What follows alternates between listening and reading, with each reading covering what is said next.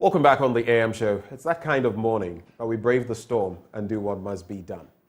Now, Ghana's blue economy holds immense promise for sustainable economic development and growth. The country's coastline and rich marine resources provide significant potential for sustainable fisheries and aquaculture. Well, today, we'll delve into the prospect that the blue economy holds for us and how the country can surmount the challenges that threaten its survival. We've already been talking about our water bodies and everything that's happening to them. Well, joining us for a conversation on this beat, we have Ms. Ivy Sewajima Ekwoko. She is Team Lead, Blue Economy Governance and Social Resilience, Center for Coastal Management, Africa Center of Excellence. Coastal Resilience. Right. And we also have Dr. Noble Kwame Asari, Senior Lecturer, Department of Fisheries and Aquatic Sciences and Sectorial Liaison Officer, Center for Coastal Management, Africa Center of Excellence in Coastal Resilience. That's quite a mouthful. Yes. Like, can you guys shorten this for us? Okay, ISCO. For the latter one, ISCO. ISCO. Yes. Reading it out alone is... But this is quite an interesting setup you have and the conference you have up. But I'm sure many people who are watching us this morning will be asking, we know of green economy and all of that. Now, blue economy, dear, and also the Doc. Hi. What's the blue economy? Thank you very much. Good morning to you and your listeners. Of course, it's a good question to ask. First of all, the colors that will be used to describe our economy is to ensure that we focus on where it actually belongs. So when we say blue, it's actually derived from the fact that the color of the sea looks blue. So every water body is considered a blue sector. So when we say blue economy, we are looking at all economic activities that are associated or can be derived from water bodies, be it fresh water, the lakes, rivers, or the marine environments, the seas and the oceans. Okay. And this cut across a number of things. So we are looking at something that can be associated with job creation, or employment opportunities, goods and services that can be provided, as well as income generation for the country. So we can have revenue that government can derive from that sector. So that's what blue economy basically is. I'm just looking for a news story. We highlighted one of our river bodies, or I think lakes in Ghana, and you would see that over time the volume of water it contains has been diminishing. And I've just forgotten, I was going to check, I think it was created by a meteorite or something, and then the lake was formed maybe centuries ago.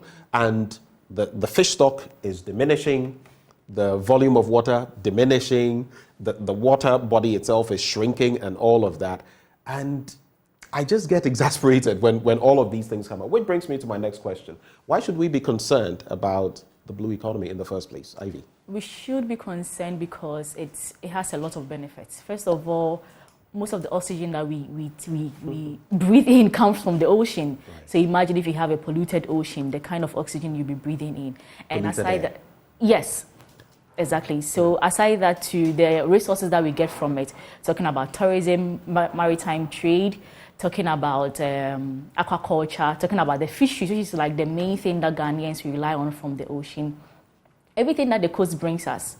So without it, our lives are going to be in not anything good for us. So we have to be able to protect it for our own survival. I just want to add a little bit to what Ivy has said. So aside what she has alluded to, if we take what is most dear to the people of the country, that is jobs. The blue economic sector provides an immense amount of job opportunities. If we take just the fisheries that Ivy mentioned, in this country, over 2 million people are employed in that sector. 2 million. And at a point, the fisheries sector was contributing almost 6% to our GDP. So you can see that there's a lot of benefit. The potential is there. Yeah. Exactly. And 80% of our trade is via the ocean too. Yeah. So you can imagine. It's of immense value to us, but even policing our waters is another problem altogether. Yeah. Overfishing, those using all these, what do you even call them? The trawlers, illegal fishing. the illegal, is it psycho or whatever? Psycho, yeah. All of those, are in there. But if I asked you, Doc, what is the current state of our blue economy in Ghana? What would you say? Yes, so we are at the point where some of the aspect of blue economy, we are very much into it. So, for example, fishing. We've been fishing for over centuries. So it means that when it comes to fishing as one activity in the blue economy sector, we are doing very well. Even though there are challenges that we can talk about, there are other areas that we are developing at this moment. So, for example, aquaculture, which is also an area which can provide a lot of our food security, is something that we are not there yet. We are doing okay, but we are not there yet. If you compare us to our peers on the continent like Egypt, we are not producing that much. So we can do better. There are other areas that we haven't touched at all. So, for example, with respect to aquaculture, there's another aspect called mariculture, where fish can be cultured in the open sea, but we haven't touched that. We are also having, in the energy sector, areas that are well developed around the globe, like wave energy, tidal energy, floating solar systems, which we haven't really ventured into. Even though when you talk about floating solar systems, the We Power Authority has started something on a small scale. I see. Yes, so we can do a lot more. So at the moment, there's a lot more potential for the country to develop its blue economy. Okay, but if I came to you, Ivy, he's already started talking Yeah. about what it means in terms of our national development. But in terms of whether we are fully harnessing it and in terms of the challenges involved, what would you say? So in terms of fully harnessing it, he has said that we have not tapped into other potentials, and one of that is biotechnology, bioprospecting. There are a lot of flora and fauna in our coastal and marine, more than we have on land, but have we explored all that? The pharmaceutical benefits that we will get from them, we have not explored all that. So that is an aspect of it. Okay. And yeah. No, you were about to add something. Go ahead. Yeah, the question again, sorry. So I asked about the challenges and then how we can fully, harness the benefits of the blue economy. And you've Sure. already, touched on some of those. But So the challenges that we are facing, apart from the anthropogenic, we also have the climate change issues that is going on, where we have sea level rise, where coastal communities are being inundated. And one of the major anthropogenic challenges is the pollution, especially plastic pollution, that globally is a major concern now. Yeah. you spoke about anthropogenic. Someone will be watching us and saying, Yeah, what that's is human-induced this? things, human-induced activities. Okay. Yeah. All right. Okay, so the challenges are actually there are numerous of them, and pollution is just one. And so, just to put it in proper context, if you look at Ghana, we have a few challenges that need to be looked at. We have the issue of briefly on that, because of resource use conflict. Okay. So if you look at the marine space or even our river system like the Volta, the stakeholders who are utilizing that space for economic activities, aquaculture, transport, and so, there are issues that borders on conflict. So how do we resolve that?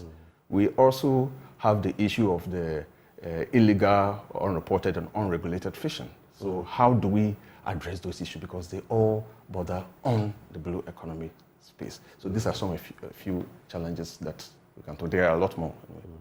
I would like you to elaborate a bit on the center, the developments as far as the blue economy is concerned, and what prospects the blue economy holds for our country, Ghana. Yeah, so the Center for Coastal Management, UCC, has been at the forefront of cutting-edge applied research in numerous areas, blue economy being one of them. And with respect to that, we have come a long way since the past 10 years. Actually, it's our 10th anniversary. We've come a long way in developing that stride. So if you look at the African continent, we are one of the pace setters as far as programs in blue economy is concerned. Currently, we have developed a master's and a PhD program in PhD, which is, I think, the only one in Africa. Yeah. And therefore, we are at the so you're pace setters, so to speak. We are also working with other stakeholders to ensure that we are addressing the issues in the blue economy. So it's working with the local folks along the coast of Ghana, policymakers, and also a lot of the practitioners, right, including media, to look at the areas that we can all come on board to work together. And that is where even the conference comes in, so that we can bring people around the table to discuss the issues. Okay. Now, to cap off the conversation, let's talk about the conference that is coming up. What is this conference about? When is it happening? What are the details? Ivy? So the conference is happening from the 6th to the 8th of November at the Mensvik Hotel, and it's about the Blue Economy Conference. Actually, it's the third biannual conference that the Center for Coastal Management usually organizes on the fisheries and coastal environment. So this year's own is on the blue economy and how we can tap into sustainably using the coastal resources and the marine resources that God has blessed us with, so that we don't go back crying and praying for more blessings. So just to protect what we have and harness the benefits. Who can participate? Who can?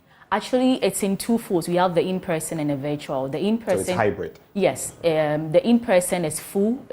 You participate via registration now, is full. But because you want so many people to be part, you have the virtual version where people can log on and participate virtually at no fee. Yeah, so those are the two. So we can give out the information so that people who are interested can send an email or join via the link that we have. All right. So the Any conference. final words? 20 seconds. Yes, so the conference is on the theme Inclusive Blue Economy in Africa, and it is looking at the various aspects that we've touched on in our discussion. And we are bringing on board a lot of stakeholders. And as a matter of fact, I want to mention that there's going to be a special session for media engagement, which is a closed session to the public. So it is being sponsored by the World Bank, and I'm sure Joint News has been invited into that program. We also have 8 other sub-themes that will be running concurrently, and we will have the Vice President of the Republic of Ghana giving us the opening address. Okay, all right. Final words? Yeah, so all I would say is that the blue economy holds a lot of potentials and benefits to the country. So in all our activities, when you do it on land, it ends up in the ocean. So you should be careful of what you do on land if you want to survive. Yeah. If the oceans die, we follow. Yeah. Exactly. Thank you very much, Doc. Thank you, Ivy. Thank you for having us. Ivy Sewajima Ekwoko is Team Lead, Blue Economy, Governance and Social Resilience. What did you say was the short form? ESCO. ESCO. And Dr. Noble Kwame Asari is a Senior Lecturer, Department of Fisheries and Aquatic Sciences and Sectorial Liaison Officer at ESCO. Yes. All right. Thank you so much for what you're doing for God and country. But coming up next on the AM show, we're going to talk about the modalities for the primaries, the presidential primaries in the NPP coming off this Saturday. What should you know? Right after the break, we'll be hearing from Evans Nimako, Director of Elections and Research at the NPP. Do stay.